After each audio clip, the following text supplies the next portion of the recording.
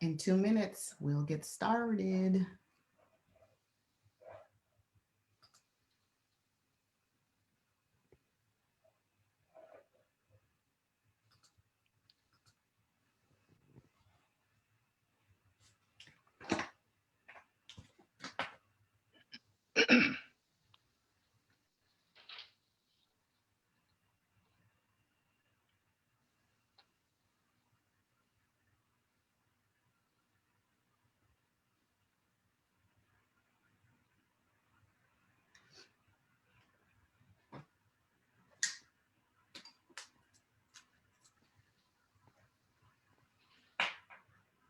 And I think I did successfully connect the live, so we're hot right now.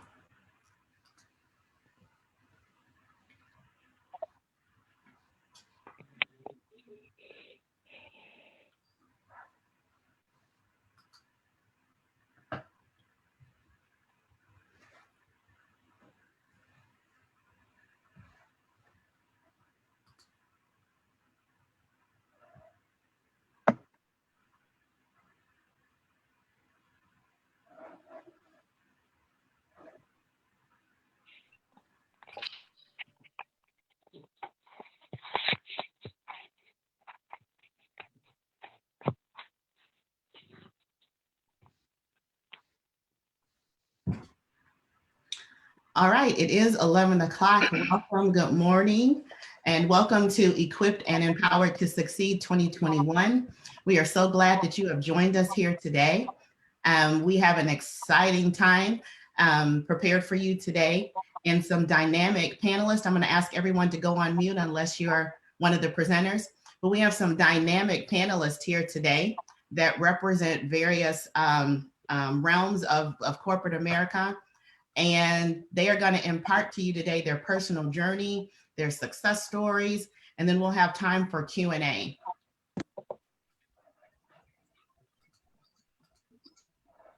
So here's our agenda for today. You've been welcomed. I'll talk about the objective, networking opportunities.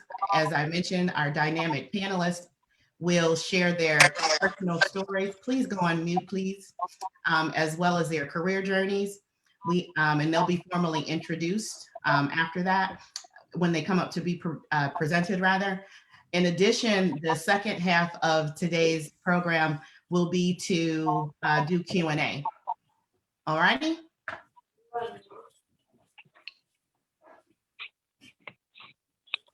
So why are we here? We're here to share knowledge and to invest in each other. The whole objective here today is to promote growth and development. We want to connect with Trailblazers. Certainly all of our presenters on the panel are Trailblazers in their own right, and you are as well. So we want to connect with each other. We want to promote growth and development. And the end game is that we all thrive in our careers. And we can only do that by sharing information and learning and growing from one another. I'm hearing your TV background. If you could please most kindly go on mute, I would be immensely grateful for that. I'm glad you're here, but if you could go on mute, that would be a wonderful thing. All righty. Okay, so we're here to learn, we're here to grow. Now, I realize that some of you are entrepreneurs, you have your own businesses, you have your own ministries, and so we also want to promote that as well. So if you have an event coming up, if you have your own business, you're a budding entrepreneur, feel free to put your Zoom contact, put your information in the Zoom chat rather, so that we can promote your business or your events. Also, if you want to work professionally with others in this Zoom, put your LinkedIn, your Facebook, your website, however you want to be reached, put that in the chat as well, because we're definitely here to promote that and to help one another. That's part of the connecting with Trailblazers piece. All right, so first up on our agenda is Mrs. Marcia Thomas. Marcia is an HR director and global diversity and inclusion leader at Aptar. Aptar is a manufacturing company that specializes in making tops, flip lids, nozzle pieces in many of the products you have in your home, ketchup lids, Estee Lauder lotions, and hand sanitizers. Originally from Youngstown, she has been in Michigan, Midland, and Saginaw for over 30 years. Prior to working at Aptar, she worked at the Dow Chemical Company for over 20 years, Tata Consulting Services, as well as Saginaw Valley State University, where she managed the Office of Multicultural Services, working with college students. Marcia is very active in the Saginaw community. She attends Zion Missionary Baptist Church, singing in the choir, and she's a life member of the NAACP. She is a member of the Tri-City Chapter Links, life member and Silver Star of Alpha Kappa Alpha Sorority Incorporated, Eta Upsilon Omega Chapter, where she is a state officer and has served as the lead advisor for the Ivy Let Youth Group. Marcia entered the political arena in 2018 with a very successful campaign, resulting in her election as the Delta College Board of Trustees, Saginaw, Michigan. Marcia and her husband, Daryl, have two daughters, Erica and Lauren Thomas, who attended SASA and Arthur Hill. Erica is a graduate of Florida A&M University, and Lauren is a graduate of the University of Michigan. Both daughters are also members of Alpha Kappa Alpha Sorority Incorporated. Marcia has a Bachelor of Science degree from the University of Akron, an MBA from Saginaw Valley State University. She has certification in human resources and is a member of the Society of Human Resource Management, as well as a certified Six Sigma Green Belt and Black Belt. She's a native of Youngstown, Ohio, born the seventh of 9 children. And Marcia enjoys traveling in the US and the world. She loves listening to music and learning new hustle dances. And her favorite musical artist is Kim. Yeah. I present to you Mrs. Marcia Thomas. Thank you, Kim, for that wonderful introduction. Very humbled by that. And also just thank you for letting me be a part of this panel discussion. I'm very honored and very happy to share my journey. So you've heard a lot about me and my background. And the one thing that I will highlight, of course, is my family, my husband, Daryl, and also my 2 daughters, who is definitely a big part of my foundation. And did want to share, Kim stated that Kim is my favorite artist. I also love shopping, and Macy's is my favorite store. And lastly, I was just recently elected as the vice chair for the Delta College Board of Trustees. So family is important because family helps keep you grounded when you're doing all of these wonderful things in the community. I've been in human resources for a total of about 23 years. And Kim, if you could go to the next slides. That's just a little bit more about what Kim has shared, my family, and the things that I'm involved in. Next slide. So I've been in human resources for a total of 23 years, and my current role at Aptar is twofold. So when companies find you love what you do, they love to give you more, and they expect more. So in January of 2020, I accepted a role as the People and Career Development Director, responsible for succession planning, calibration, coaching, and talent development. In June 2020, I was promoted to the Global D&I Leader.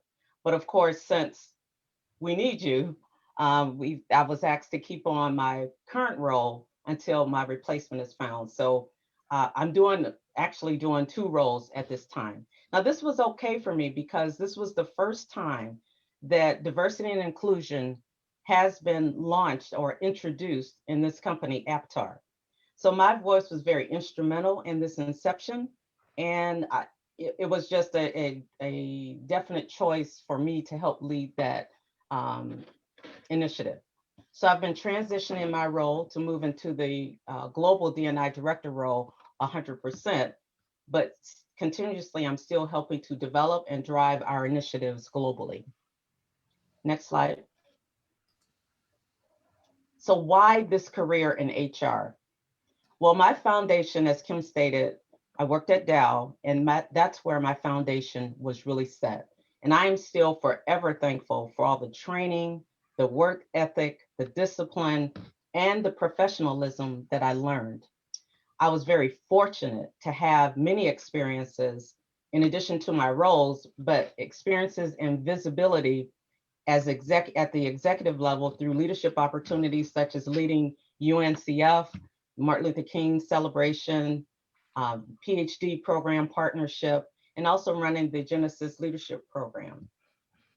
I was on the inaugural leadership team for AAN, the African American Network at Dow as well. So I chose HR as my career because of this foundation. My career path started in customer service. I had a business degree, but no real plans other than to get a job. And that was because that's what I knew I was supposed to do after graduating. I was a first generation college graduate with no money, and moving back to Youngstown was definitely not an option for me. So at this stage, there was uncertainty in this first phase. It was fun, but it was not a career. My mentoring and networking really benefited after 7 years in customer service. I was encouraged to take a role to learn more about HR. And I was told if you do that and do it well, come to HR. That was the discovery. I took the new role in Michigan Division, did well, and restarted my trip to HR and talent development, which was called human resource development. This is where I developed my craft. I surpassed my own expectations and really loved my job. Yet I wanted to do more. So I started my networking again and applied for workforce planning. Didn't get the job the first time, but I did on the second attempt. Now, this is where I really honed in on those skills and honed in on my brand.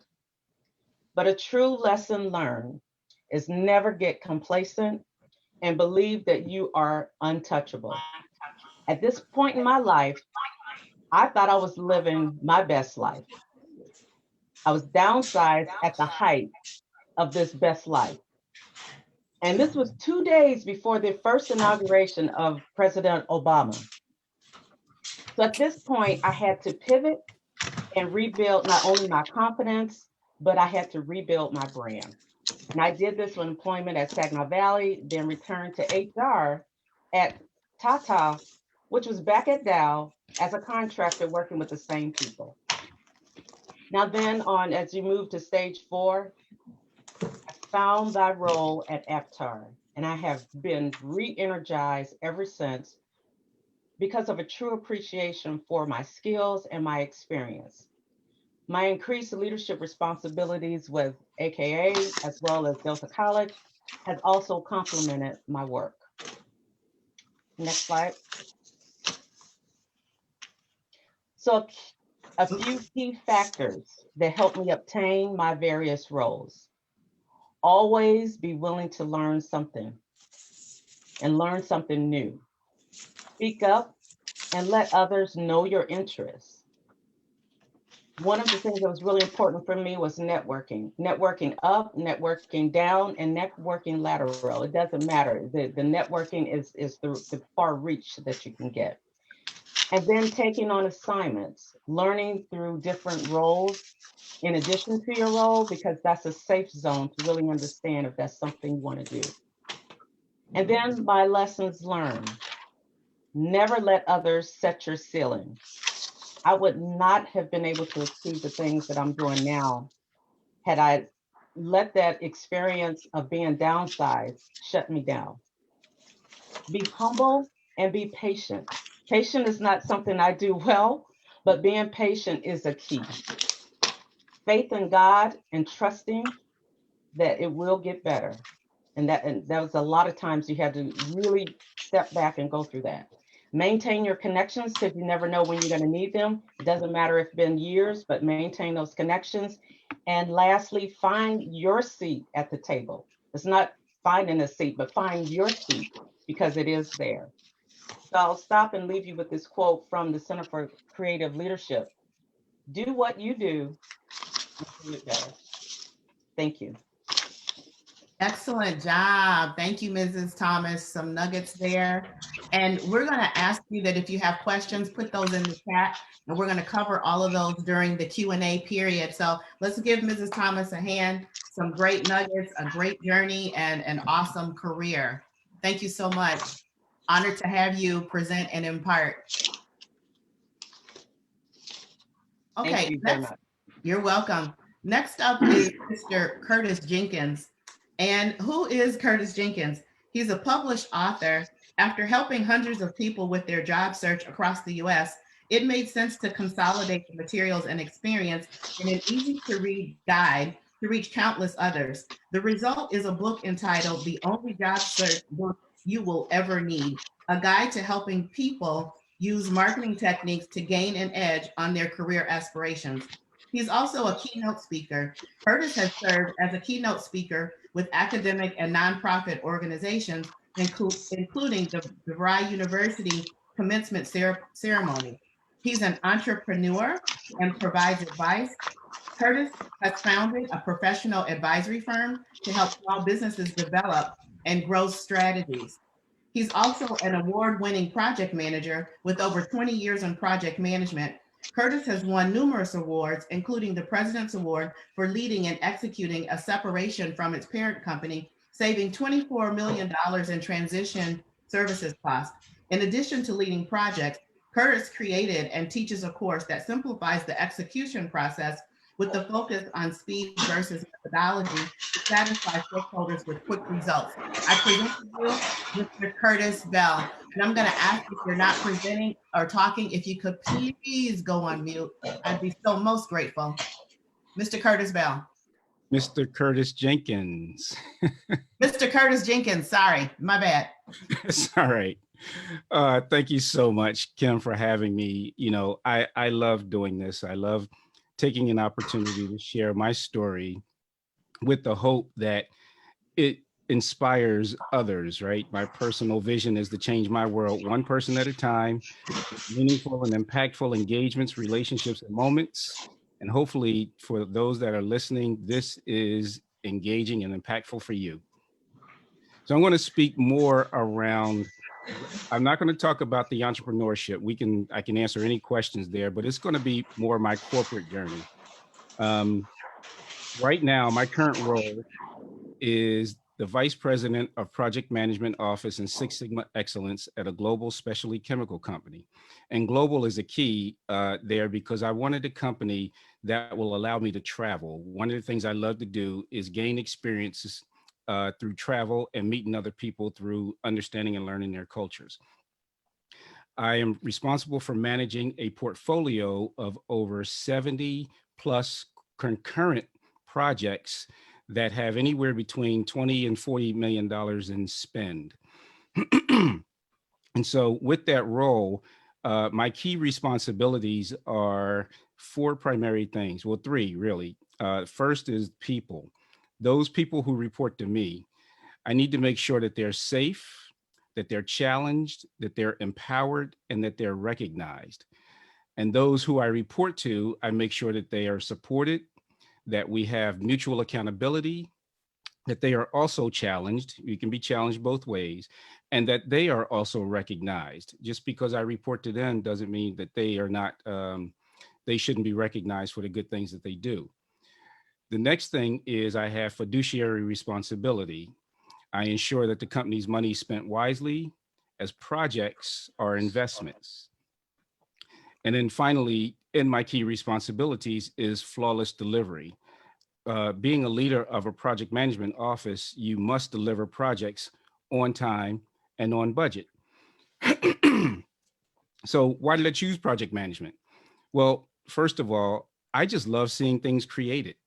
And in 2013, I trademarked the art and science of vision to reality. What I did was I figured out at the core of who I am is a project manager. I get excited from planning and execution, and it gives me a high degree of satisfaction. But if you think about vision to reality, everything ever created started in someone's mind, and then it was made real. And I just love doing that. And the art and science is what I use around project management. There's the science part where There's hardcore science and steps you have to take.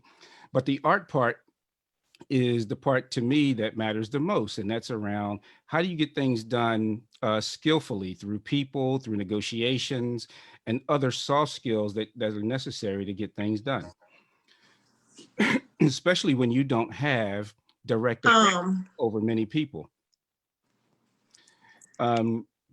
The other thing about project management is it gives me a breadth of experiences because each project is unique in scope, different people, different locations. Again, I like talked about travel and experiences, and then learning. I get to learn so many different competencies and things like that. So that's one of the things I love about that project management.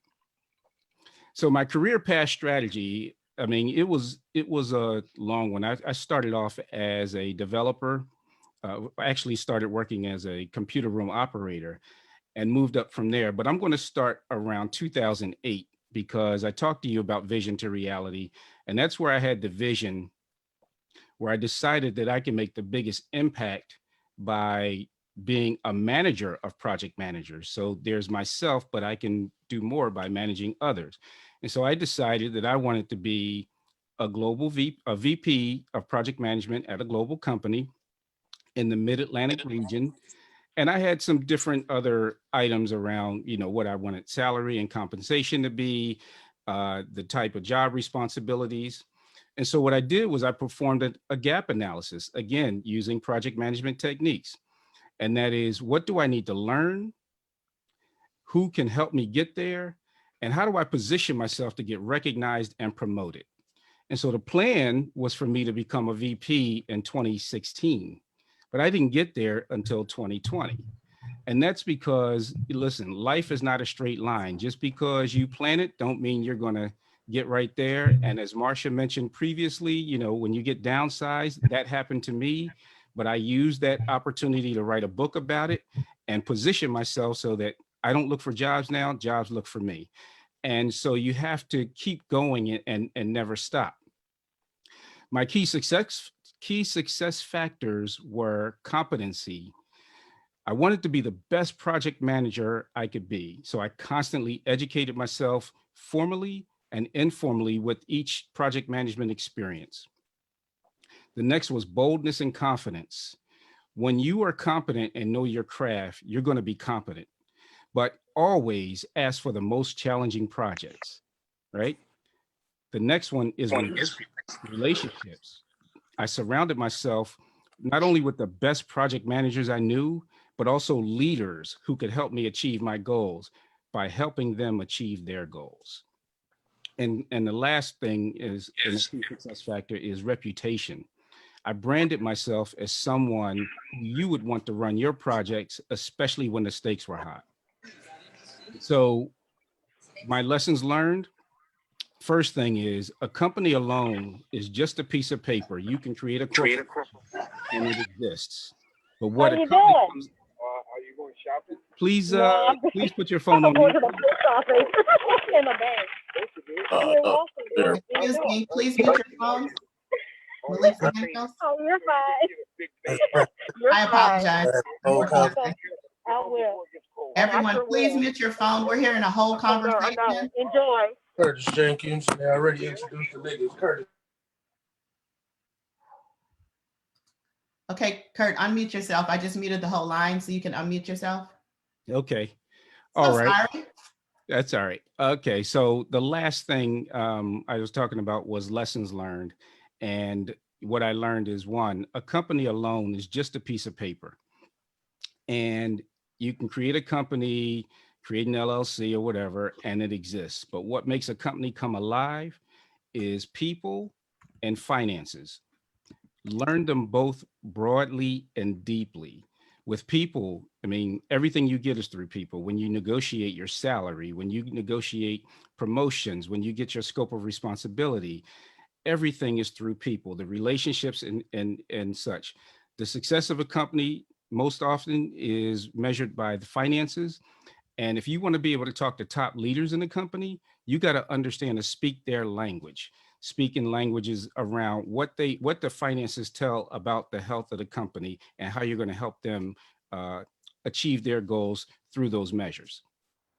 The next one is don't hide, be as visible as possible. And especially if you want to grow.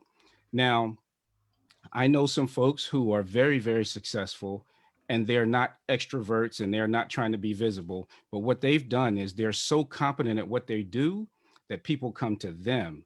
That's Malcolm Gladwell called them mavens in the book, The Tipping Point.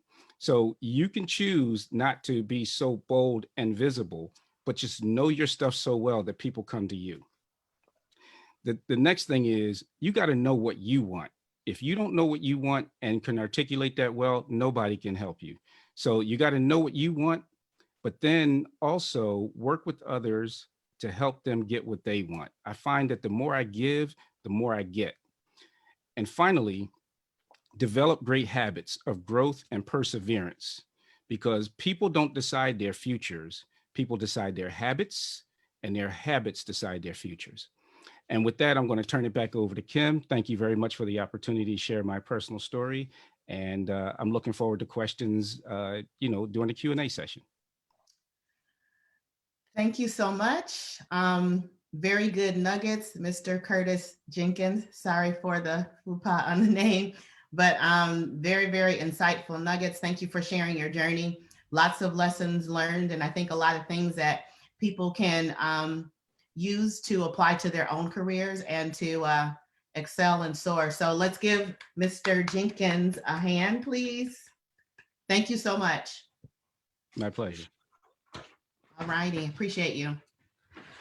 Next up is Mrs. Sadie Bell. She is definitely a trailblazer, as all of our panelists are. She's currently an HR director for Dow Incorporated.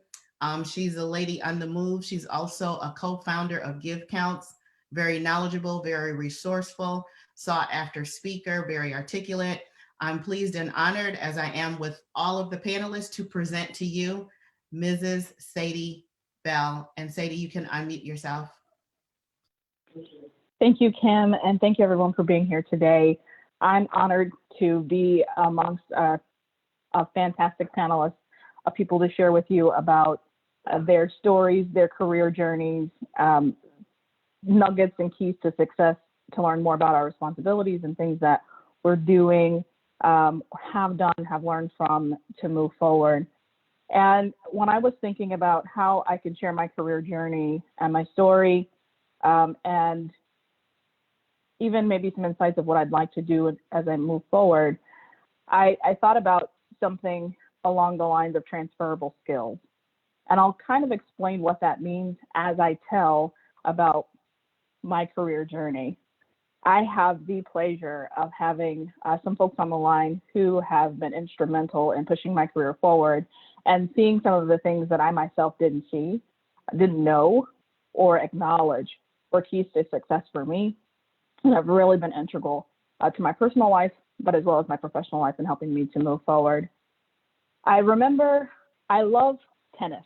And so I I've lived in several states throughout my career. I was born and raised in Wichita, Kansas. I went to Wichita State University. I majored in secondary education with an emphasis on mathematics. And I taught high school math for a long time. I'm passionate. I love mathematics. I like thinking about it. And I like people. So teaching seemed like the career of all careers.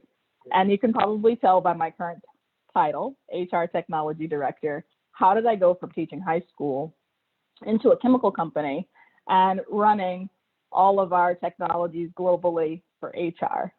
And so the story is kind of funny, I think, but I like to believe that I'm on a guided path.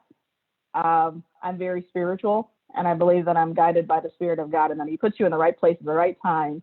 He gives you the right experiences that you need. And if you are able to realize those and leverage them forward, you can become and be anything you want to be. And more importantly, you can live by design. You can be who He wants you to be. And so that's kind of how I think about my life and how I also think about my career. While I was in school, I met a fantastic gentleman who is now my husband.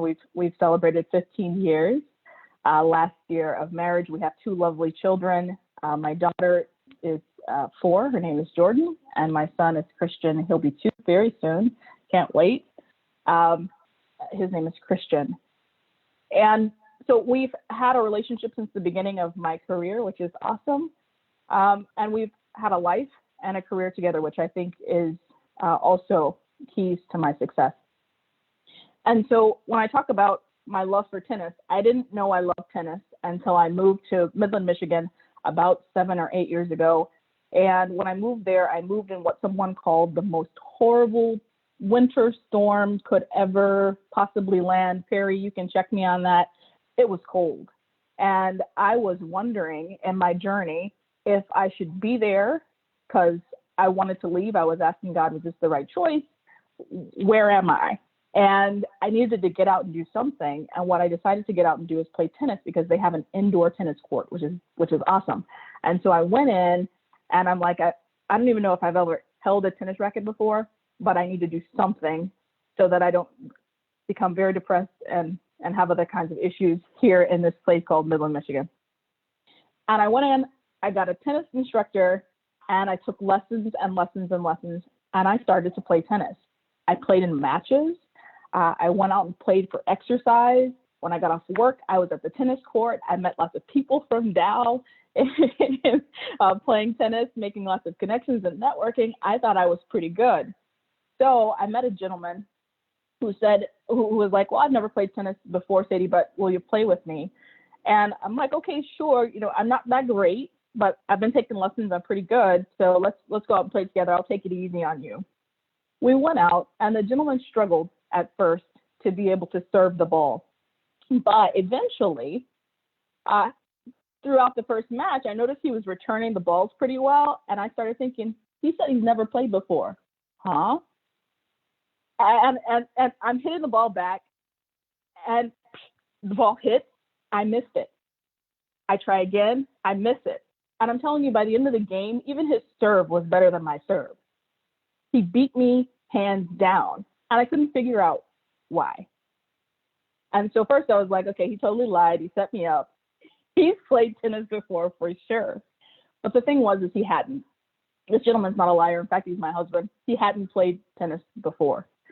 But he had played table tennis. He had played soccer and won major matches. He had played other games that gave him hand-eye coordination, that gave him the ability to know what is a slice, and what is a drop shot. And he just needed to learn a continental grip. He just needed to learn the technicality of how to serve to get the ball over the net. He was fine with placement. He was able to use what I call transferable skills to ace a game he had never played. Now, mind you, he wasn't playing with Serena Williams. He was playing with Sadie Bell. So I'll give it to him. He killed it. But he taught me something that was really important and that's been integral to my career as a whole. I started out going about after my passions, being a teacher. And I found myself going to grad school thinking, what do I want to be? I want to be a researcher. I want to learn about mathematics. I think maybe I want to be the Secretary of Education and write curriculum and really change how we teach children in schools. And maybe one day I'll go back to that dream and passion. But it took me to grad school at the University of Arizona, where I studied pure mathematics. And during one summer, I needed a job to make money because I couldn't get a TA-ship. I was too new in my career. And the Computer Sciences Corporation said, what do you know? You have a really nice voice. And I'm like, and you know exactly what we need you to know to get started. And they started me out on a system called SAP, which I knew nothing about before. But I had some good programming skills because I minored in computer science in undergrad. And I had really good logical skills because I was a mathematician and a teacher of mathematics, and a way to connect with people, because I took a lot of time to think about how you're thinking, what you're thinking about, and how I can change that thinking to get you to understand something more, or how I can leverage where you already are to help you make your next step. And those were the things that drove me as an individual. and that began to show up for me as I worked supporting Raytheon Corporate doing business analytics and reporting. And I began to pick up skills throughout my career. I was an architect, a developer. We called them womb to tomb developers, where you start at the beginning of bringing in data into the system and translating it, programming it all the way to the front, to writing the report that the business user is going to read, designing the dashboard that they're going to use, and supporting it, because we believe you don't get to make a baby if you don't want to support it on the other end. You have to know the pain as well as the pleasure of the whole job. So we called it womb to tomb throughout the entire life cycle of development. I became a project manager and a program manager. I then left Race.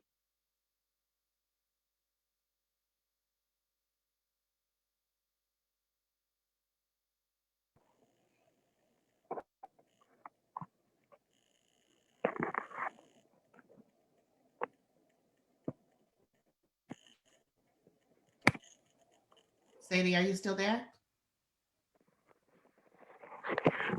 Sound dropped. Her audio dropped. Her audio dropped. Wow, let's just give her a second. Thank you all. I hope you're enjoying the information. Continue to keep those comments coming, as well as your contact information. Again, if you have a business that you want to promote, if you have an event, if you're in ministry, whatever you're doing, we want to share and help build you up and connect. So continue to put your information in the chat, and keep those comments coming. It creates a sense of community, and it helps us know that we're on the right path to provide that information that's helpful. I just let in, I think she's trying to come Kim, back. I'm back. I don't know if you want me to continue or if you want to move on. No, keep going. You were on a roll and it was excellent information. Keep going. I apologize. I'll accelerate through the journey. I'm a technologist. I'm known for digitalization, and digital will mess up on you big time in the middle of when you don't want it to. But what's nice is it bounces back. So I'm glad to be back with you. I left the Computer Sciences Corporation and Raytheon Corporate. I moved to Ohio because I wanted to work for myself. I didn't want somebody making money off of my own head. And I worked for Scott's Miracle Grow as an architect and a business development person. I supported HR. There, I deployed our business intelligence suites in both Canada and in Asia Pacific and the Asia Pacific region.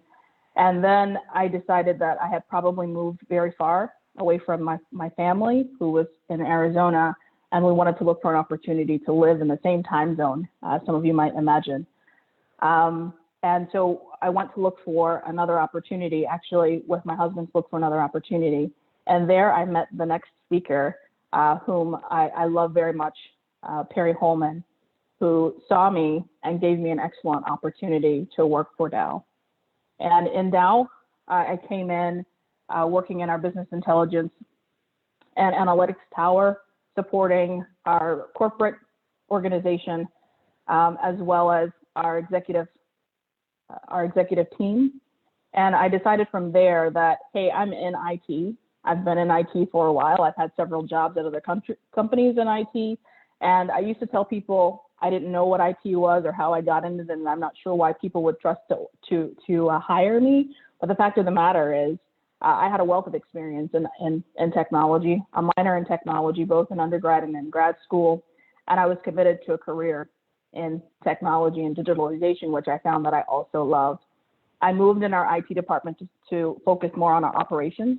And so how do we service the entire company through IT? And I had what we call information management and social media. So I gained people leadership skills and management skills, service strategy and portfolio management, and being able to make sure that I'm listening to our customers and really focusing on delivering top-notch technology. And so a lot of our Microsoft suite and social media, I supported our facilities team, et cetera. And then was tapped on the shoulder to have an opportunity to open one of our newest digital centers at the time, which was our Digital Operations Center for Manufacturing out of Houston, and then moved to the Houston area to launch that center and focus on cutting edge technology to revolutionize what we do in our manufacturing in Dow globally. And in that experience, I had the opportunity to expand those centers globally, which was giving me global people leadership skills, organizational design as we started from the ground up. How do we build a team of people who are going to be able to deliver the things we need fast enough, agile, innovative, design thinking, moving quickly, failing fast and picking up, and celebrating those failures so that we could move on to the successes and really build and make those part of the foundation to grow forward. And lots of exposure to different people. You can see that I moved from teaching into technology. I worked for companies who focused on lawn and gardening, for people who build bombs and aerospace engineering, to a chemical company, all with the brand of technology, analytics, data science, artificial intelligence, and doing digitalization. And then I got the lovely opportunity that I have today as the HR technology director to lead our digitalization efforts forward in HR. I'm currently responsible globally for all of our HR technologies. And it's a different type of fun for me. Hey, if folks don't get paid, it's probably because of something my team and I did or didn't do, and working with our partners and making sure that we're digital. So I think in a silent way, people may not know how much HR technology impacts them, but it does significantly from the first time you interact with a company, even through when you retire and leave. So my career has really been summed up by gathering skills at each part of my journey and transferring them into the next step. So I've had many different opportunities working for many different functions and many different companies, and I expect that the rest of my journey will continue to be the same as I gather transferable skills and let them translate into continued success. The last thing I'll share with you is that during those things, I'm also an entrepreneur, and I've started a few companies. Some of them failed, and some of them not. And one of the newest journeys that I'm on is a company called Gift Counts, which will launch. We've been in pilot mode for the last year. We've had some very good successes and some great stories to tell, and we'll be launching publicly in March, the first week in March, targeting it's an online giving, incentivized giving platform, which I heard Marsha say that she loves shopping at Macy's. And so I'll say to you, Marsha, imagine you can do that shopping that you love to do at Macy's and an organization benefit from your shopping. You didn't have to spend an additional dollar, but Delta College or another nonprofit that you love, or that I heard one of my other friends on the line love, are able to benefit from that. This platform does that. It's about integrations. It's about people first and about the ease of being able to give and to support organizations that you love and trust, and the ability to get rewarded for it as well. So I'm super excited to be able to use my God-given gifts and talents, not only for myself, but for the people I love, for organizations that I believe in as well. And I'm looking forward to the next steps of my journey and how they will interact with you, each of you, and what we can do, what we can do together. So Kim, thank you again. I appreciate the time that you've given me today, and I apologize for the inconvenience of my telephone line. Oh, no need to apologize. Sometimes technology happens, but awesome job. Let's give Mrs. Sadie Bell a hand. Enjoyed your presentation, especially the transferable skills that you parlay over into getting your next job and garnering that. Very, very awesome. Very, very telling story. And as she was speaking, I remember we were both in Shanghai, China with our respective teams. And I didn't know I was going to see anyone from the States there. So I was coming out of I think I was coming from breakfast, and your team was about to go to somewhere. And I said, Sadie? And so she was like, ah! So we took a picture, and I think we sent it to Pastor Chris Pryor and Lady Kenyatta Pryor, because it's just so odd when you're in a whole nother continent to see someone you know. So I remembered that as you were talking. So thank you once again, and very awesome story and awesome journey. And I'm sure everyone has learned something from you, and I appreciate you sharing. Next up, we have Mr. Perry Holman. He is an associate director at Dow Incorporated in the Information Systems Program Office. Perry joined Dow in 1985 after graduating from Alcorn State University with a bachelor's degree in mathematics and computer science. He worked in the Louisiana operations, where he designed and supported information systems for plant operations and finance, before transferring to Dow's headquarters in Midland, Michigan in 1991. Perry is a native of Enid, Mississippi, and is the oldest of 7 children. He's married to Dr. Valeria Ann Holman, and I believe she's on the line, where he met her at Alcorn, and they have 3 adult children, 1 boy, Warren, and 2 girls, Valencia and Vanessa. They also have 4 grandchildren, Brian, who's 20, Lawrence, who's 15, Kira, who's 14, and Zanaya, who's 8. In addition to his bachelor's degree, Perry also holds an MBA from Central Michigan University with a focus in finance. Perry has served on the board of directors of the Dow Employees Credit Union for the past 16 years and is currently the vice chairman of the board. He is also chairman of the board of directors of Adoption Option Incorporated, which is a nonprofit child placing agency that provides a variety of adoptions and other family services in Michigan. He is an active member of Faith Ministries Church in Midland, where he serves as a deacon, Sunday school teacher, youth leader, and on the church board. Perry has been a member of Phi Beta Sigma Fraternity Incorporated since 1982. He is the past Michigan State Director and past president of the Saginaw chapter. I present to you Mr. Perry Holman. Hello, Kim. Kim, thank you very much for this opportunity to speak to this on this panel today. And you hear kind of some of the similar experiences that I've had in my career, as some of the previous panelists have said as well. But I want to just kind of talk through kind of the topics here that you see on the slide before you, and talk about my current role and responsibilities. As you said, I've been working for Dow for over 35 years now. My current job is being the operations leader for the IS program office. And similar to Curtis there, we in the program office, we've managed approximately 200 to 400 projects per year, and with multiple hundreds of thousands of millions of dollars each year as well. And with that number of projects, we have to make sure there's some type of methodology that's being used to make sure we deliver on time, scope, and with quality. And my role in the program office is to help the team to do just that. And we have a group of project managers that who work on these different projects. We make sure they got the right project management methodology, make sure they got the right financials, go along with that as well. In addition to the project management piece, I also manage the purchase requisition and purchase order team as well. You can imagine when we're doing a lot of these projects, there's a lot of things we have to purchase from different vendors, and we have to make sure that we get the purchase orders correct to align to the different projects and account for those as well. And then my third part of my role is that I have a group called the roster management team.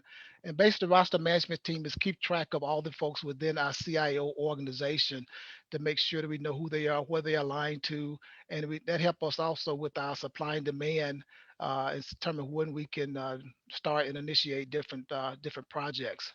So it's been a very exciting time for me. I did not think I would end up in this position that I'm in. I was thinking just happened. Things happen for a reason, and I've been in this role now for the last 5 years. When you talk about why did I choose this career, one is that it kind of matched my interest, and I said match my interest based upon what I read, right? Because remember, this is now in the late 70s when I'm getting ready to start. What do I want to do as I graduate from high school, right? There was no cell phones, there were no really laptops, and there were no Mac machines at that time when people talking about computer science.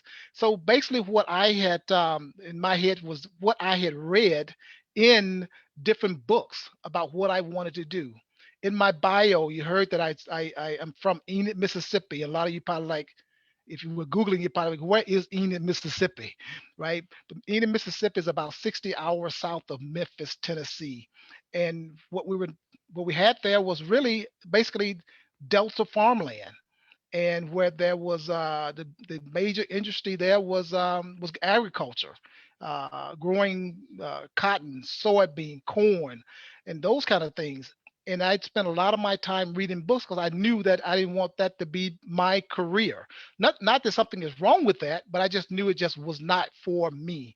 And the things I read about was around these things, these computers, and what kind of job they did and how they help society and etc. And so I like, I'm very good at mathematics and a lot of these things around logic and things. So I said that may be a good career for me. And I saw that the skills were in demand, right? I remember one time I talked in Saginaw about going to college. Going to college, you need to pick a career that you love, but also a career that you can make money with and something that's in demand. And this was in demand. And also, like I heard Marcia says, graduate from college, didn't have much money. This area had a good salary. So, yep, there I go. I'm going into computer science and mathematics, and that's exactly what I did when I went to Alcorn State University. In my career path strategy, starting out, I early in my career working in Louisiana operations, where we got at that time was our second largest manufacturing site for Dow in the U.S. I was supporting the manufacturing sites, and then eventually I was started supporting their financial systems. And early on, I got noticed for the work that I did, the quality of work I did, the performance was very good, and so they asked me to start working on the financial systems, supporting payroll and our current accounting processes and financial close and that kind of thing. And and they asked me to move to shortly after they asked me to move to Midland. This was in 1988. 1988. They asked me to move to Midland, Michigan. I hadn't heard of Midland, Michigan until I started working for Dow in 1985. And I'm a Southern guy and asked me to move to Midland, Michigan, say the reference to cold weather. And all I thought about was, hey, it's going to be cold. I'm going to be away from my family. Do I want to do this? In 1988, I said, no way. I don't want to go there. Rolled about 3 years later, still working in supporting financial systems. They asked me again. This time we were installing a large system across our information system called SAP. I had started working on that from Louisiana. I had started teaching myself how the system worked and how to program there. And they asked me again in 1991 to transfer to Midland. And this time I looked at it and say, this would sound like an opportunity for me.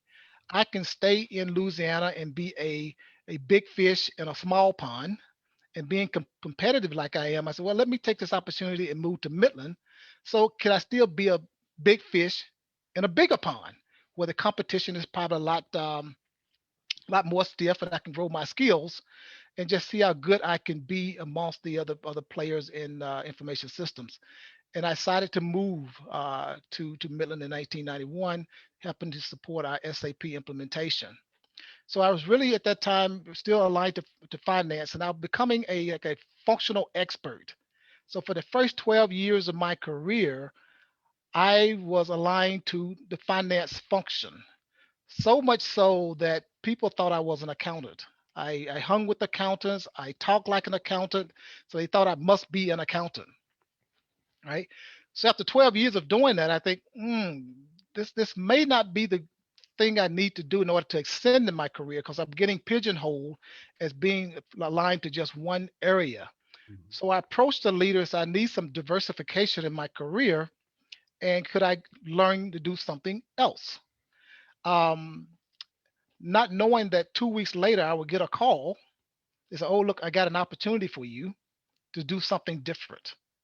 And that's when I got a call to be a business IT leader for two of Dow's business units at the time. This is back in 2002, 2004 timeframe. And this gave me, I gladly accepted the role. One, it took me totally out of my comfort zone. So I was totally comfortable being in finance. I knew the job, knew it very well. So no surprises to going into an area whereby I was no longer depending on my technical skills. It was now I got to build new relationships, learn something new, and also look at information system from a different angle. Look at it from the outside in. Look at it, see exactly what our businesses are telling me they need in order to be successful. Is why information system there in the first place in Dow Chemical is enable the businesses. So it allowed me to get totally out of my zone and eventually become comfortable knowing that I can do something a lot different. Okay. And from there, I left the business IT leader role and I became an enterprise architect.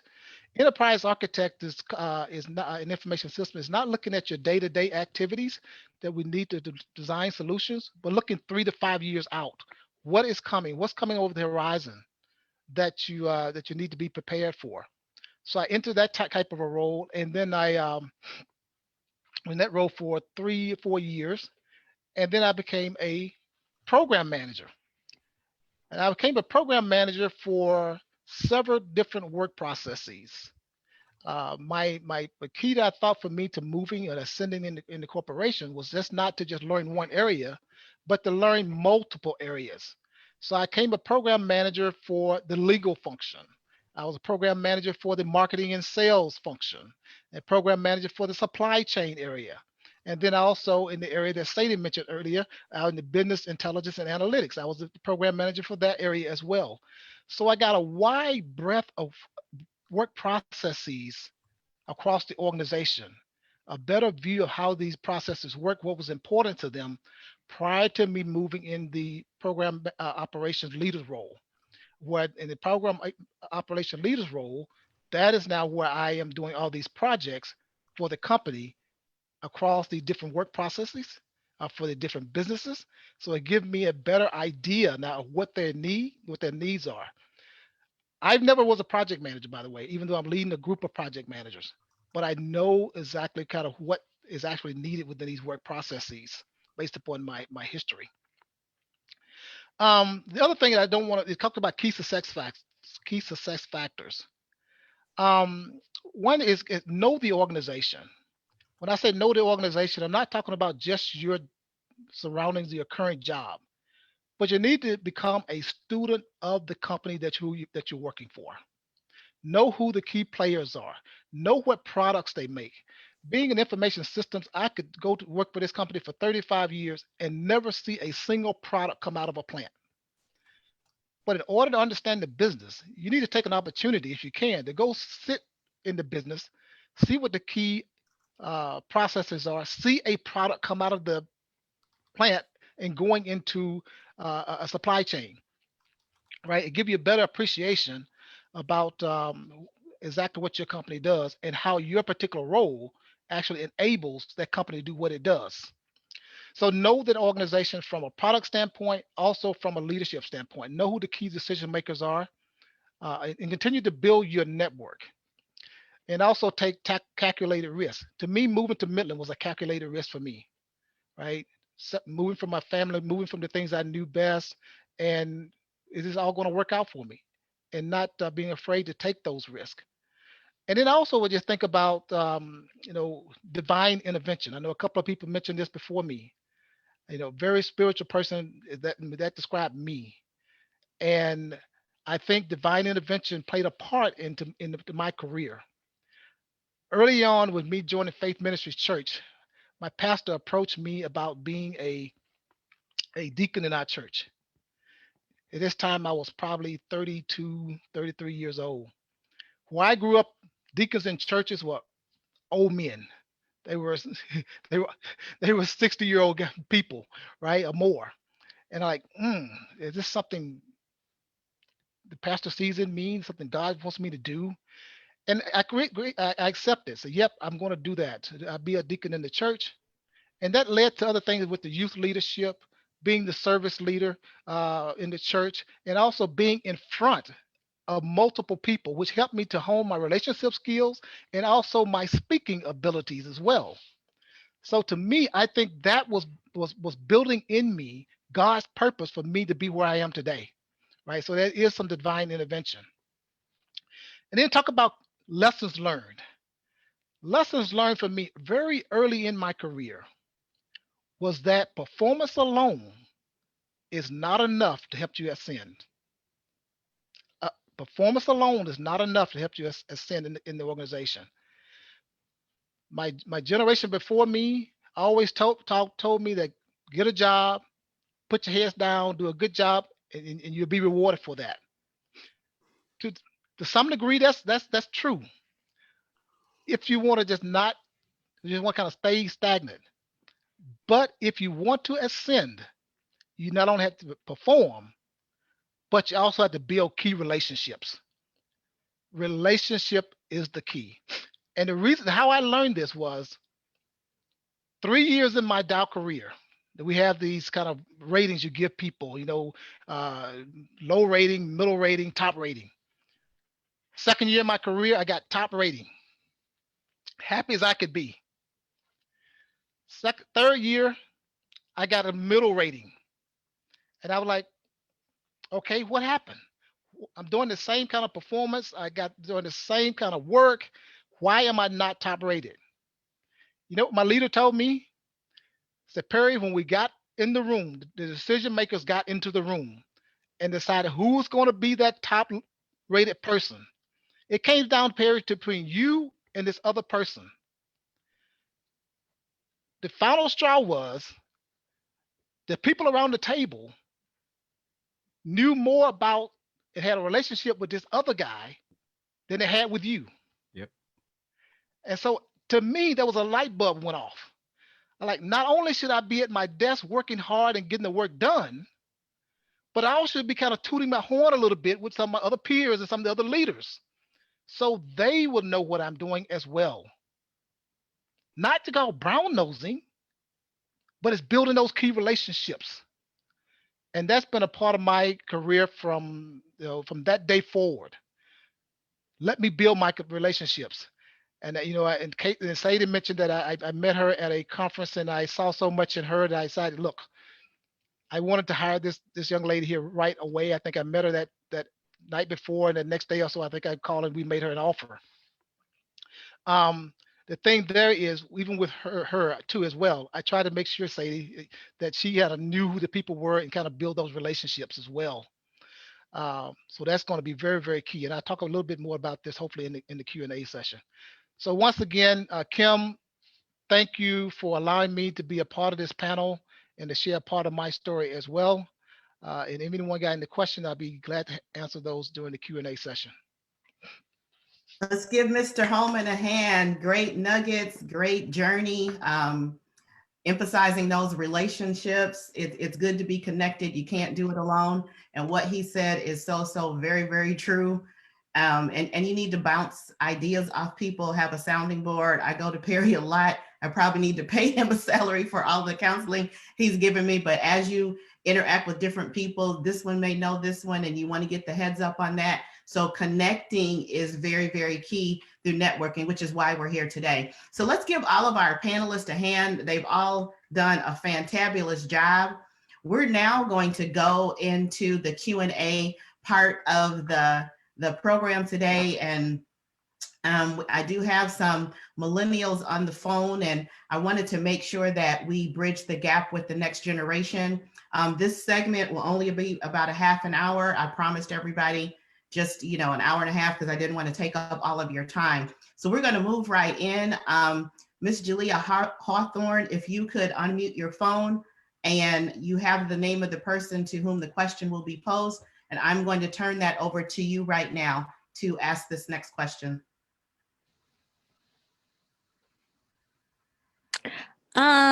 Yes, so I have a question for Miss Marcia.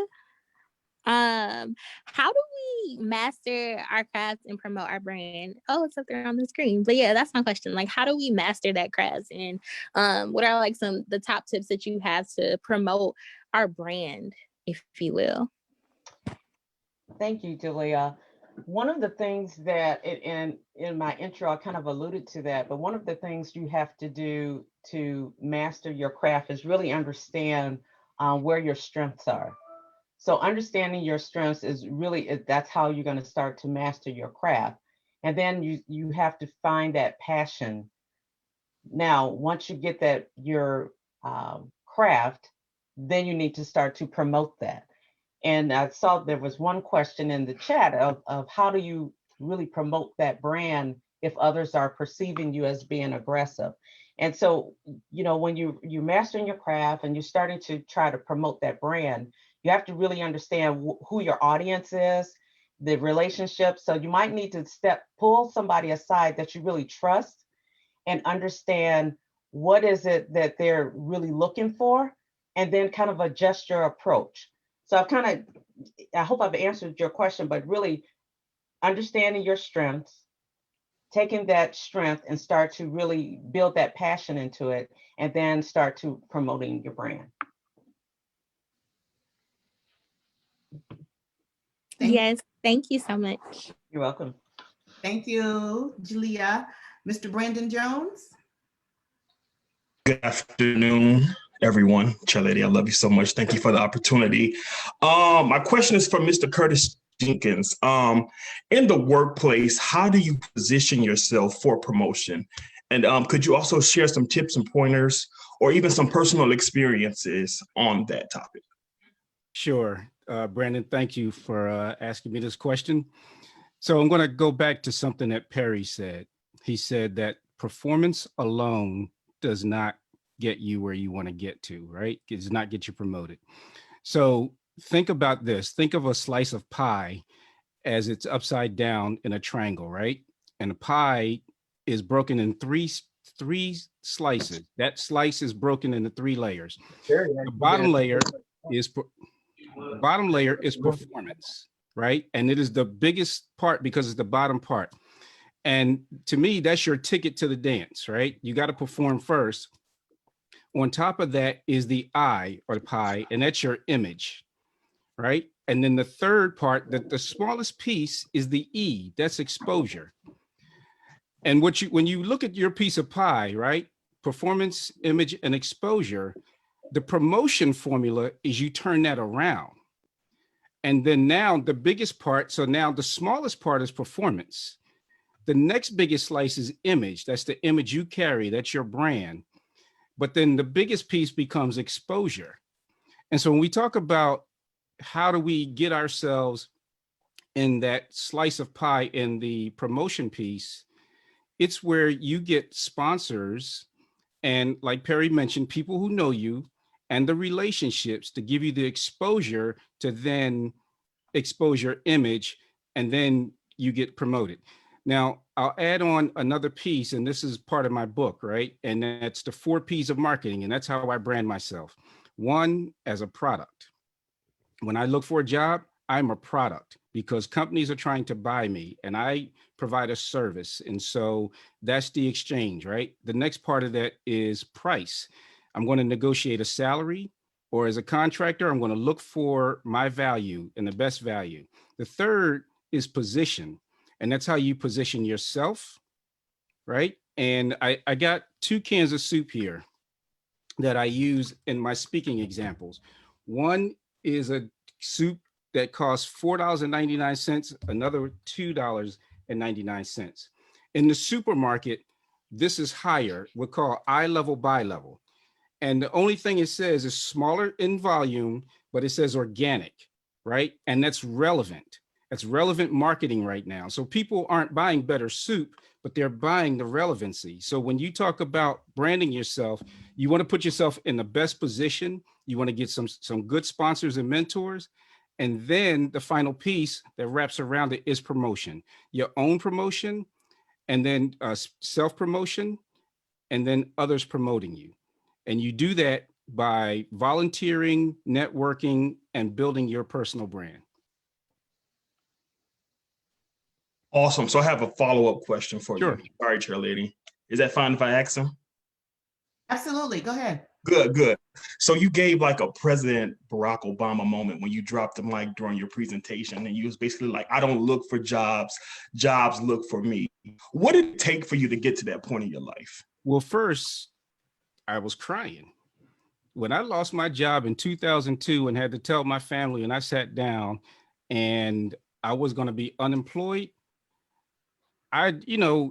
I'd suffer like everybody else. You wake up in the fetal position the next day, but my personality is such that I'm only going to experience pain once. I'm going to allow myself to be human. I'm going to mourn, and then I'm going to fight like hell to never have that experience again. So from that day, I became a perpetual job seeker. I just told you I'm a VP at a company right now, but I'm also interviewing with other companies. I do that to build relationships and to learn. I'm not looking to leave my company. And I hope that the folks that are interviewing me are not looking at this video. But the point is that I stay up on it. I keep my relationships, so that I don't ever feel that feeling again. So now, because I've branded myself and what I do, I don't seek out jobs. I just get these offers all the time because of the reputation that I've built. So that's what I meant by that. Thank you so much. You're welcome. Thank you, Mr. Bell and Mr. Jones. Next up, Mr. Jawan Loudermill. You can unmute yourself. Oh, I got it. So my question is for Mrs. Sadie Bell. How are you today? I hope you're doing good over there. Would you provide strategies and tips on how to fail successfully? In other words, when you do fail, what are tactics that you use to get back on your feet and bounce back? Hey, thank you. Thank you so much for that question. I think, when I think about failing and getting back on track, John Maxwell had a saying, fail early, fail fast, and fail forward. Right. So how do you take the mistakes that you've made and quickly rebound and let those things help you land into a forward movement? And I think I like to think about a little baby. Sorry, I've had a lot of them lately. And I watched my son learn to walk. He learned to walk really early, but he tried so many times before he actually was able to make that first step, before he was able to convert from crawling to walking. And he had to fall and fail before he could walk. It was going to be impossible for him to walk without falling because he had to keep trying before he could walk, because he had to understand that the risk of walking wasn't any different than the risk of crawling or any different than the risk of having mommy just carry him everywhere that he wanted to go. And he also had a desire that he wanted to get somewhere that those other modes of transportation couldn't take him. And so I would say that if you want to fail forward, you need to have something that you're trying to move toward.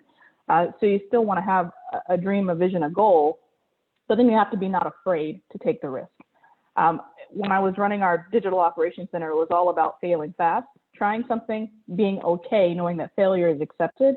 And so when you realize that failure is not the end of the world, but the beginning, it's the start of new things. It's a necessary component of growth and development. And as long as you're able to learn from those failures, you can quickly move forward and you can move fast, accelerating through a continuum of success that really specifically, you cannot have success without failure. And that we wouldn't know what success is without knowing what failure is. And so I encourage success. One of the things that I believe strongly that I've heard message from God himself to me at every journey of my life is, especially when I was getting ready to make a big step, was he said, Sadie, only be thou strong and very courageous. Don't be afraid. I'm with you. And so understanding that you're not by yourself, having a system or a group of people, powers, whatever you believe in, knowing that they're with you and that you're not alone, that also helps significantly in being able to fail forward. Loneliness and being in a place where you can't see or learn from other people's failures as well, or see their success and have ideas about where you can go and what you can do, are hindrances to moving forward. And so if you have that support system, you eliminate the fear, or at least you're able to marginalize it so that you can say, hey, what do I have to lose? Move forward. That what I have to lose is staying exactly where I am and sticking in a failure. Even if I end up in another failure, at least I've moved forward and I'm not where I was before. So those are some of the key things that I would say is that failure is a part of life. It's needed. So do it quickly, do it again and again and again, but most importantly, learn from it and use it as a catapult to push you forward. Thank you. I appreciate that so much.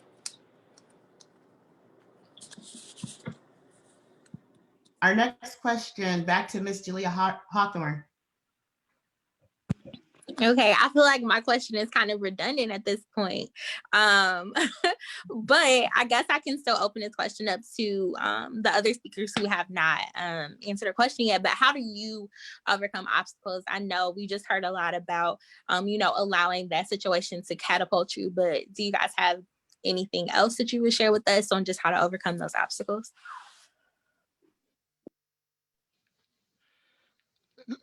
This is Perry. I will start with one here, and one is, and and Curtis kind of touched on this a little bit as well about your exposure, and Marcia did too, about don't let others define you. I went through a stage in my career where I thought I should be at a certain level by a particular time, but a leader had a different thought process there and kind of put a damper on that for me several years ago. And I must admit that I did allow that to kind of get me in the dumps for about a year and a year and a half too long in my career, that I let that bother me. Because then what I fear out then that I was letting that leader's view of me kind of lead my career. And then what I need to do was just kind of take ownership back, and let it kind of help people to think of me the way I wanted them to think of me, not the way that person wanted to think of me, because that person had painted a picture of me of not being as aggressive enough, not being hard enough and want to drive enough. So I put my energy into just uh, proving that view to be wrong, and also proving the view that I don't want to change myself of what I stand for and what my principles are. I'm going to stand by those and show that can get me to where I want to be. So don't let other people's define you. Put yourself into a situation where you kind of expose yourself and have people to think of what you the way you want them to do so. Then that helped me to overcome that situation. Yeah. And if I may add, one of the things when I was downsized, that was the biggest obstacle that I've ever had to overcome. And I think Curtis mentioned it, but I spent a lot of time really trying to, when I'm trying to reinvent myself, started to learn different things, do a lot of reading, getting different certifications. So really focused on, okay, what is it that looking at that gap, can't fix what, had happened to me, but how do you reinvent yourself, re-educate yourself and build those new skills? So that's the one thing. And then that's forever that you have to continue to do that. I'll just follow on with there's two types of obstacles that I see. It's the one that others try to impose on you, and that's what Perry kind of mentioned. And then there's the obstacles you impose on yourself. Your self conversation is the biggest issue you'll ever have with anything that you're trying to achieve. And so focus on having the right conversations with yourself. And then also remember that courage is not the absence of fear. I told you, when I had a situation, like I said, I cried, I was worried. So, but then you just got to face it. And that's the other thing. You just got to go right at it. I learned that from a good friend of mine.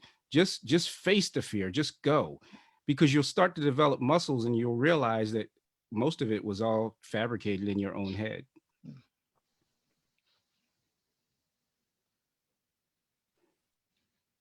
Amazing. Thank you all so much. That was really great advice from all of you. So thank you. You're welcome. And I do believe our last question, I think Ariana had to work. So Brandon, can I pull on you one more time? And this is for all of the panelists to answer. Well, I didn't get a chance to ask Mr. Perry my question. Oh, okay, go ahead. Go back there. All right. So you were also spitting some words of knowledge that I took down. You talked about being out of your comfort zone and building relationships is key. There's something here that us millennials, don't kill me, but we like to use. It talks about social trinity that comes down to networking, mentors, and sponsors. Could you talk about the difference of each and how they complement one another and how much is needed in society? Brandon, thank you very much for that question. And let me go back to something we were talking about earlier, is about performance, right? Performance, I think, is the key to starting this whole kind of networking, sponsorship, mentors. Performance, like it's like Curtis was saying, that's expected of you. If you don't perform, a lot of the other things probably not going to happen. Okay, but like I said earlier, performance can get to a point whereby it has diminishing returns, because you're going to be like I talked about my career. Am I going to be a a big fish in a small pond, or do I want to go where the pond is bigger and see how I compare to the competition? When I went to the bigger pond, everyone performs. So that means about the performance can be diminishing depending upon the pool that you're around. It'll get you to the table, like Curtis was saying, but that's not enough. That's when you turn to the things around relationship building and networking. The relationship building and networking, if you do it right, has increasing returns, not diminishing returns. When somebody around the table discussing about your career, if you got good performance and they know you, it's hard to kind of say bad things about you if they really know you. I can easily say bad things about someone I don't know. I don't know what they think. I don't know what they feel. I don't know their family. I don't know anything about them. So it's easier for me to make the decision in a negative way to that person. But it's harder about someone I do know. So that relationship building and networking can have increasing returns. So let's talk about this whole thing around mentors. So this mentors is just that. A mentor can be someone your peer, can be someone that you can just listen to, that's going to provide and give you that advice. Someone is going to give you about the unwritten rules, should do this, don't do that at work. So that could be anyone within the organization, could be a peer, could be someone in your function, outside of your function, that people can just help you to get along with your day-to-day activities. But then you're talking about the sponsor. Sponsor is a different story. That's what that ties it back to that performance. A sponsor usually someone is at a senior level who can make decisions on your behalf. Sponsors are attracted to someone who got good performance, right? Because everyone wants to be with a winner. So if you got a sponsor, that person is going to be a person who's got a seat at the table when you're not around, when things are being said about you that you don't even know what's being said. That is the person who's going to put their career on the line and pound the table and say, I'm going to stick up for Brandon. Okay? And that person is going to help you to ascend in your career. A mentor may not help you ascend in your career. They can give you the things that kind of build your toolbox, but the sponsor is going to be the person who's going to speak up for you. You could be in a room full of people, so decision makers, and just Brandon names come up. And they can say a first 10 sentences about Brandon, and your sponsor can say some things like, oh, Brandon's a fantastic guy. I want Brandon to have this, and that's nothing else said. Or you can have that person that's going to say negative things about Brandon, and your sponsor is going to say, no, I dispute that. This is what I want Brandon to have. So that's the difference between having that, starting your network, difference between a mentor and a sponsor. Hopefully that answers your question. Absolutely, and thank you so much for that. Would you still like me to ask the last question? Yes. To everyone. Okay. So as you all may know or have experiences, we had some very great leaders, great people to work for, to work with. And then we've also, if you're like me, you've had some goats or bosses that you may have dealt with. Could you guys talk to me about some different techniques when it comes to dealing with difficult bosses, co-workers, employees, all of those types of things? And this is for everybody, so whoever wants to answer that can. Maybe if I could start, because Perry, I'm going to remind you of something that I said to you when we were walking down the halls of Dow and you were giving me a tour around. And I'm not saying this is the way to handle difficult bosses, but this is one of the ways I did handle a difficult boss. I quit. And I quit a year before I actually handed in my resignation letter, because I had a boss who cared more about himself than the people who were around him. He spent his time, anytime there was any kind of issue, the guy would come over and say, he doesn't know why that person can't do their job. Sadie, can you do it? And he kept stacking work on me because I was doing my work well and taking it from other people because he didn't protect his people. He didn't advocate for his people. And even though he thought he was treating me well, I just kept seeing somebody that, what happens the day I don't do something that he wants done? What will he say about me? And that day came. And I said a bunch of things to him that he wasn't expecting. And that my husband asked me to please cease and desist from that line of discussing with him, as that wasn't going to end in a good place. And because of that, I decided I don't want to work for him. And more importantly, I don't want to work for this company anymore. And I told my husband, let's just go find you a job wherever you want to work, and I'll come there. And Dow happened in between that. And I told Perry as we were walking down the hall that who my leader is, who my boss is just as important to me, or maybe even more important than the work I'm doing. And where I do it for the company I work for. And Perry told me at that time, he said, people leave companies not because of the company itself, but because of the bosses they work for. And I saw something change. I don't know if he did it intentionally or not, but the boss that I started working for was different than the person I thought I was going to work for on my first day when I started in Dow. And I believe that because of that conversation we had in the hallway, Perry, you orchestrated it that way. And I've seen the result. I've had a good leader at each step of the way. I was able to discern and think about what I wanted to see in a leader.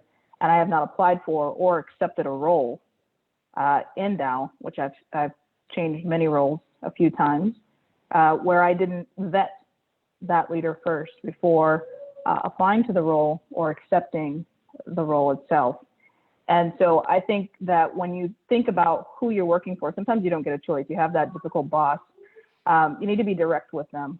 I did have a sit down with my leader, and I said, look, when I gave my resignation, he said, Sadie, I hope I'm not the reason you're leaving. And I said, you're absolutely the reason I'm leaving. I didn't tell that to the CIO, but I want you to know that. And I told him all of the reasons why, that he doesn't listen to me when I talk. He often, when I'm speaking to him, types on his computer and is not looking directly at me. So I think he hasn't heard anything I've said. And by the way, his actions following that lets me know he also did not. That he took my work, presented it to his boss as though it was his own. And then when he was asked questions, had to relent and bring me into the room. And those were things that I couldn't deal with, and I didn't deal with, and that I left because of that. But it's also taught me as a leader how to appreciate my employees, how to support them going forward, how never to take any of their content and present it as my own, how to elevate them and to allow other people to be able to see them and advocate for them in rooms when they're not there as well. And so watching difficult bosses has helped shape who I am as a leader, and I continue to adjust my own approach and who I am daily based on listening and learning about people. So I know that wasn't answering your question directly, but I did want to give you an example of a difficult boss that I had and how I dealt with it out of just gut reaction. I quit because I know I don't have to deal with it. But I think some other folks on the line might be able to give some better nuggets of how to adjust to that. And more specifically, I wanted to say thank you, Perry, for navigating through that with me and helping me to find an excellent boss that I could work for and to continue to be selective as I've been moving throughout my career. You're welcome. Yeah. That's Sadie, I think you said it very well of not the outcome is not always quitting. It might be doing something different, but really letting that boss know, having that discussion with them.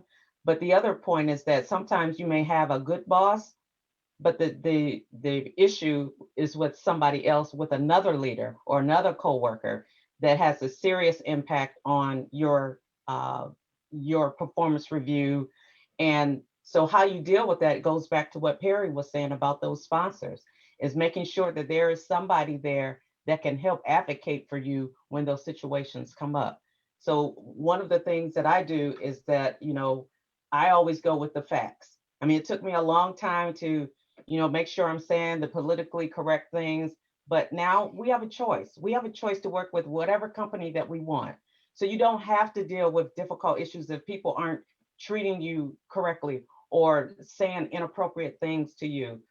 So we have a choice. And so just talking to them, whether it's your boss, your coworker, or even your peers, is just making sure that you understand, the things that deal with the facts. And if they don't want to deal with the facts, and then you make sure that you have that sponsor to back you up, or your boss to back you up when those decisions come.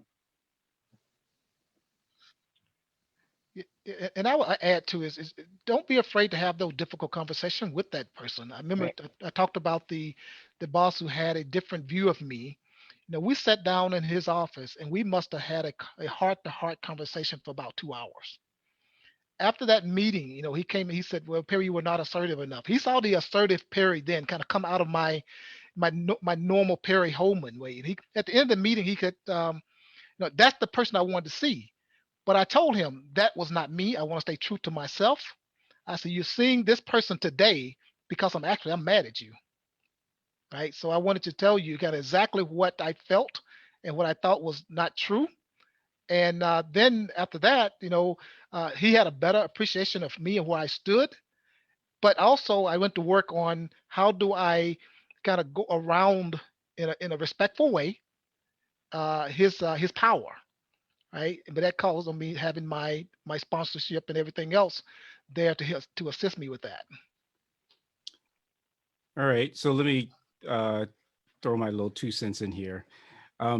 So I'm going to assume boss, coworker, and employee is somebody who work for you. So I'll echo the sentiment what Sadie said. I ain't staying, and so I'm getting out of there. And I've had situations where I've asked the question where one senior leader had an opinion of me, and I asked my boss. I said, "What can I do to change that opinion?" And he said, "Nothing." And I was glad of the honesty. And also I knew that he wasn't strong enough. And so I ain't working for somebody that ain't strong. In fact, I told you earlier about, you know, interviewing with this other company. One of the things that they revealed about my potential boss is that he's not strong and he's looking for somebody to be a velvet hammer. Well, that's going to be more work for me. So that's another reason why I'm not going to take the job. But when it comes to people in general, I'm going to talk about 2 parts. One, Perry, I've had the whole thing where people talk about you're not aggressive enough. That's an excuse. And my line is, don't let the smooth taste fool you. So, you know, it's a tool when I have to be aggressive. I'm not going to do it as a matter of course, but you're going to know that I'm here. But I get into the understanding that everybody wants something. And why are people behaving the way they're behaving? So I had a boss who was managing me and doing the micromanaging, and I hated it. And so I talked to a good friend of mine who's a career coach, and I said, "Well, what do you think this is?" And we spent some time back and forth. And he asked me a question. He gave me a tool. I mean, just kind of think through. And he says, "Curtis, how long have you been at this company?" And he says, "Rank your knowledge of this company 1, 2, and 3." And I said, "Well, I'm new to 1." He said, "Rank his knowledge." I said, "Well, he's relatively new too. He's a 1." So rank your knowledge in project management and his project and his knowledge. I said, "I'm a 3. At best, I'll give him a 2. He says, "Exactly. He's new to the company just like you, but doesn't have the confidence that you have. He's latching onto you. He's not micromanaging you." And so when I understood where he's coming from, then I knew how to manage him, right? So I will take some time to understand where you're coming from, but I'm going to make a quick decision. That's my contribution. Excellent, excellent points. Thank you all so much for sharing your knowledge. The chats are on fire. I think, Sierra, you got your question answered from Marcia and Sadie. I didn't see any other questions in the chat, but we'll allow for one more before we start to wrap up.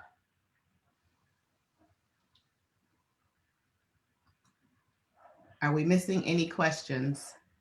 Brandon, if you could look in the chat for me real quick.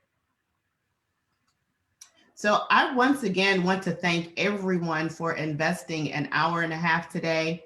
I know already that you've been fortified with some good nuggets to put in your toolkit. Let's give our panelists a hand, Mrs. Marcia Thomas, Mrs. Sadie Bell, Mr. Curtis Jenkins, Mr. Perry Holman. They prepared, they met with me, they agreed. We had a preparation meeting and they have just done a phenomenal job. Also, let's give our millennials a hand, Ms. Julia Hawthorne, Mr. Brandon Jones, my own nephew, Mr. Jawan Laudermill. Just appreciate everyone. I don't want to start giving a shout out on the participants because I'll miss somebody, but thank you to you, and you for participating today. We know that you have been fortified with good information. The whole idea here today was to connect people with Trailblazers to help you thrive. And so we plan to have more events in the future. Your feedback matters, and we want to continuously improve. So I'm going to put this Survey Monkey in the chat. And if you could, within the next day or so, hopefully you can do it right now so you won't forget. If you could fill out this survey, just a short survey, that would give me lots of feedback so that I can incorporate improvements as we move forward. So if everybody could copy that, you don't have to do it right here, but if you could get that for me and put this, your feedback in that survey. And so if you haven't done it already, before we close out, put your contact information. If you've got a ministry, if you've got a business, if you have an event coming up, we want to support you. And so with that, I thank you. I'm Kimberly Horn. I also work at Dow with both Perry and Sadie, but I also have my own business, the KLH Group, who sponsored this event today. I know you were blessed. If you're looking for any of our services, contact me on the klhgroup.com. Parting words from our panelists before we end the call. Start with you, Marcia.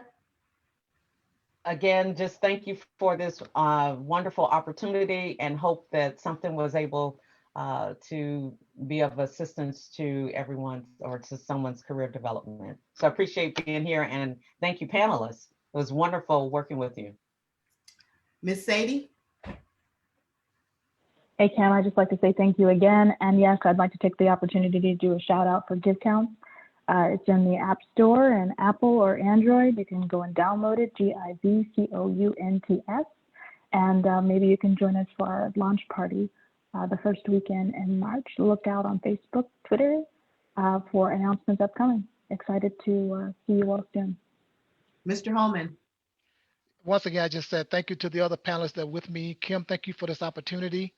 And I would say too, just to some of the millennials on the call here, is just start thinking about your future as more of building your career, and don't just focus on a job. And like Curtis saying, you got a good career, the companies start looking for you versus just having just thinking about just a job. So that's would be my piece of nugget leaving out of this this panel today. So thank you very much. And Mr. Jenkins. Thank you. So first of all, thanks for having me. I know that you guys are a really tight-knit Dow community, and I've only had a sliver of Dow when it was picked up by Roman Haas. But, you know, I talked a lot about my career, my corporate career, but I also have two businesses. I have a management consulting business, and I also have a real estate holdings business where I not only own real estate, but I'm a private mortgage lender. And so when you get those company bonuses, I was figuring out how to make that money work. But when I talk about jobs finding me, it's not just the corporate jobs.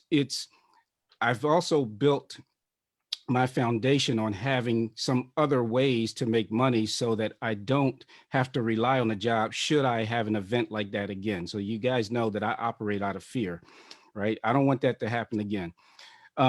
So my next book that's coming out is The Art and Science of Vision to Reality. It's going to be released in November, but my podcast, Visionary Ventures, is going to come out starting in March, and one per month leading up to the book launch. So you can follow me at the Curtis Jenkins on Facebook and Instagram.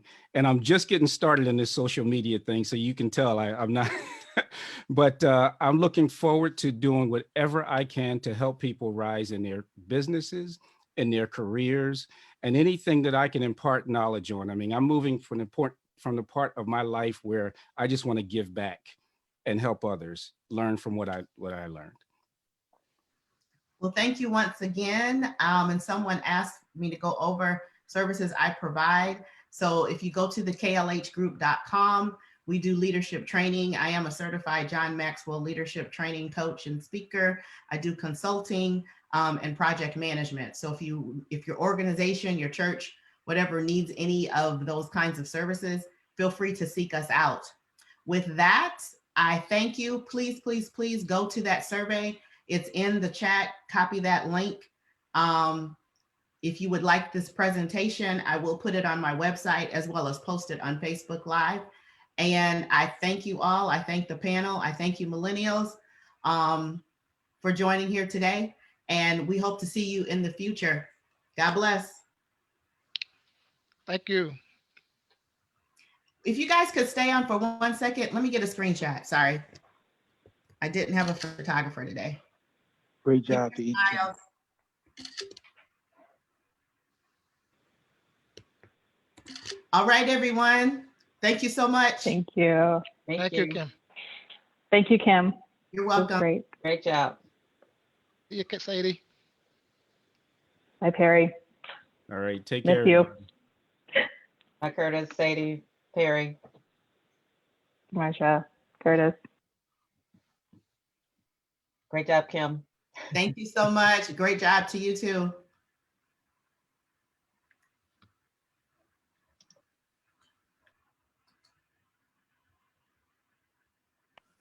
When you gonna have one for old people?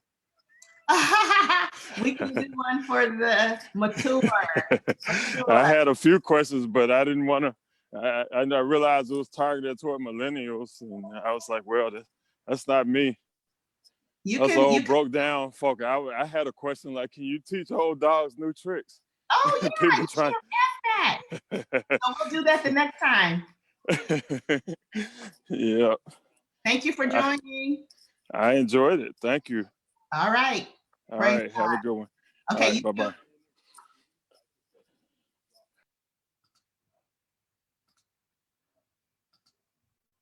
Thank you, everyone.